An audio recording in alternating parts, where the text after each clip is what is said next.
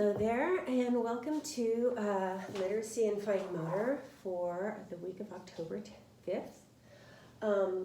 So we're moving on to the AP word family this week. So they are rolling the dice, picking a column, tracing the word. You can highlight for them, they trace it, and then you trace and then they trace over. So it's, and then they are going to build the word, and then they're going to write the word. So it's roll the dice, tracing, build the word, and then write the word. That is always the steps that we do. So I just ordered and I just received a delivery of all of our letters for our foundations board. So my third graders, you guys got this, but you didn't get the letters. I've got the letters, so it's good to be able to switch it up a little bit and do the building. So you'll be able to do the word building and the word families with this as well as this. So just another different way for them to be absorbing the material. Always wanting to have a building component to it. Okay, so that's the AP word family, and after they have built it, then they write it with the lined paper. Hopefully you've got plenty of copies of this, and that's the AP word family. Okay, and they can do that with 5 words, and then for then there's the complete the word ditto. So I think we're on the 3rd or 4th page of this, so just go on to the next page.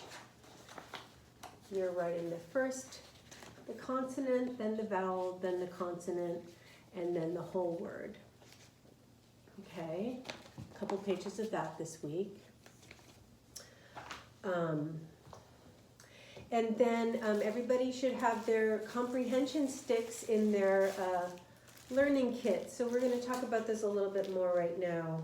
For reading comprehension, whatever you're reading at home, you could read a story, something that you read to them or that they're reading or you're helping them read, and then you're actively talking about the characters, the setting, the problem and the solution. So you can read it through once. You can also look at any of my read-alouds. I've got about 15 read-alouds in my read-aloud playlist in my YouTube channel. So they're going to be listening once or hearing it once, and then going back and talking about where it happened, who it was. So I read Firecat to them last week, and they can talk about where it happened, the setting. Oh, it was in a yard. He lived in a barrel out in a vacant lot. And you can they can start to understand the elements of the story, and it's very good for reading comprehension. And it just is a good way for them to be using their hands and staying engaged while they're doing the reading activity. Okay, so that is for literacy this week. For handwriting, we're going to continue practicing the A, B, C, D, all the way through Z in capital and lowercase. So they're going to work on those letters, a few a day. Okay, don't try to have them do too much at once, but a few a day. And then for fine motor, is that everything? Yeah. For fine motor, everyone should have a piece of this foam sheet. It's like foam cord sheet that everyone should have gotten one of those. And you could probably find it it's in your sensory kit in the paper pouch, I think. So we're going to be doing a little, another Monart abstract. So let me go ahead and show you again.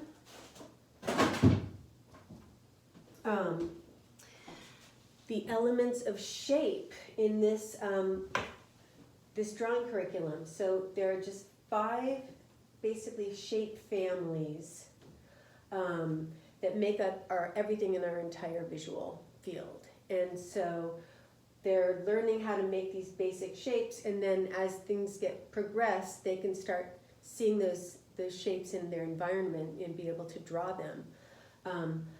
But for now, it's also really, really good for handwriting and fine motor. So they're gonna be working on the dot family, the circle family, the line family, the curved line family, and the angle line family. So you're gonna have, you're going to need for this project, you're gonna need a piece of the foam cord sheet, hole punch, the markers, and some string or yarn, or if you don't have that, then a pipe cleaner will work too.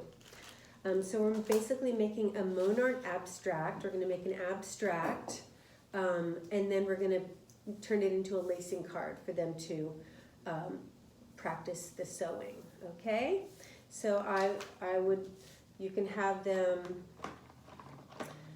I want you to make 3 dots. So dots are any shape as long as it's filled all the way in. So I'm making 1 dot. It's just a long skinny dot. And it puts 2 or 3 dots on there.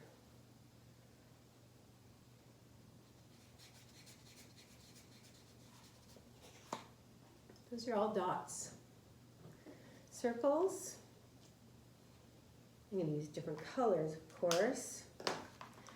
So like draw 3 dots. Draw in a different color. Draw 4 circles.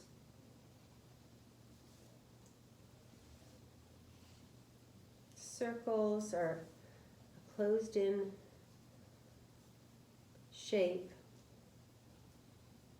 It can be long and skinny.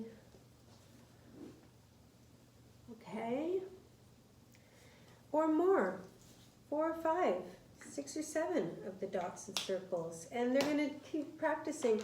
When they're doing their angle lines and their straight lines, let's make sure that the line starts on one edge of the paper of the foam cord and goes all the way to another edge. We don't want this for a straight line. We want it to be starting in one part of the sheet and ending up on another. So it could even be all the way across, straight line, or diagonally.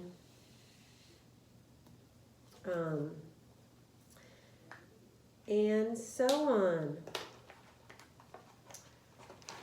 So they can hopefully fill this in very densely. We want to make sure that there's like a lot of different, there's some curved lines, and so on. And so when they're done with the Monart part, when they're done with the abstract, looking at the different elements of shape, then they're going to use their hole punch and punch some holes.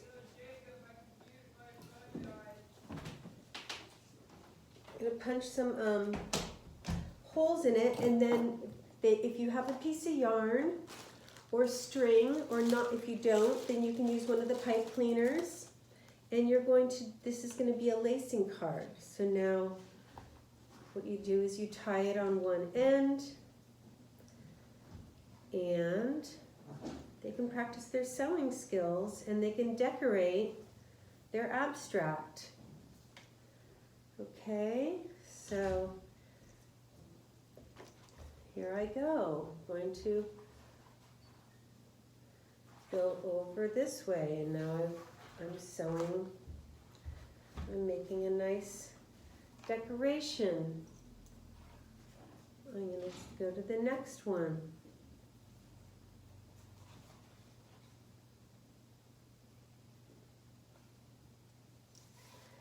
And so on. See how pretty that's starting to look? You see that?